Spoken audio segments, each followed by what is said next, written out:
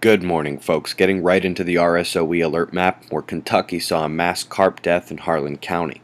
In Pennsylvania, a low radioactivity device went missing from a job site. It's yet unaccounted for. You were aware that in Alaska had some volcanic rumbling. NASA's Earth Observatory caught a good heat image of the ash cloud. But since then, 3 more volcanoes have erupted or showed significant activity in Vanuatu, Philippines, and Indonesia. Second day in a row, a rare 4-pointer location out-impresses the 5-magnitude quakes, not far from some weather that turned deadly as a storm said goodbye to Northland. Shouldn't be as bad going forward there, but yesterday's Perth warning is now in full effect. For the first time in days, I'm not reporting deadly hail or flooding in the region of Malaysia or India. Their thunderstorms continue, and the border region between them is still my top watch area. Europe got a cell cresting Portugal, Spain, into France. That will bring the rain as lightning endures but is fading in the Mediterranean. That low in the U.S. southeast did indeed produce localized flooding, but also included some significant damage when it dropped hail on Tennessee. That cell will threaten the Carolinas and Virginia with flooding today, while the next cells creep in from the Pacific.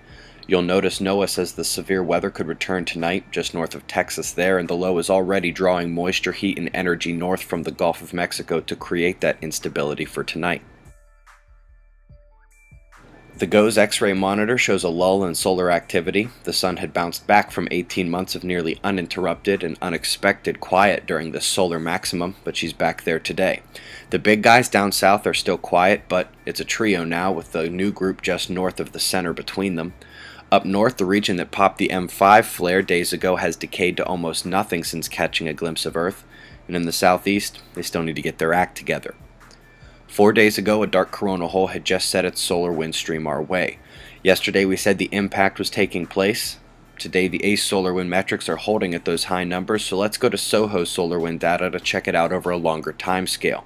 You clearly see the speedy particles registered up top, and unlike a CME impact, coronal hole streams have no real density to them, and the spike in protons comes before the speedier particles, which are bunching up the slower ones out in front of the leading edge, just like a shovel would with snow. Yesterday, the geomagnetics appeared all right, but we thought they might get more unstable.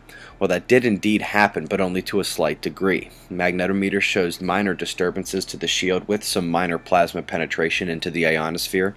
Induction's building slowly from the baseline, but so far we have no macro-level instability or magnetic storms.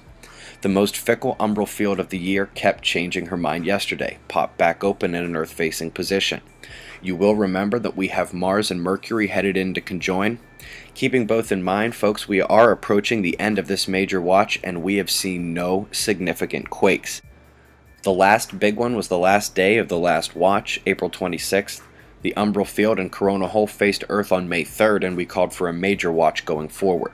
Now, while this has no bearing on the 77% of large quakes covered in the watch periods this year, we have not had a major watch fail to increase the number of significant quakes compared to the time just before it.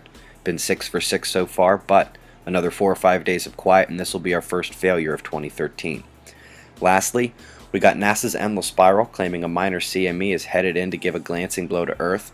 Indicated coming off the southwest or bottom right quadrant as we see it.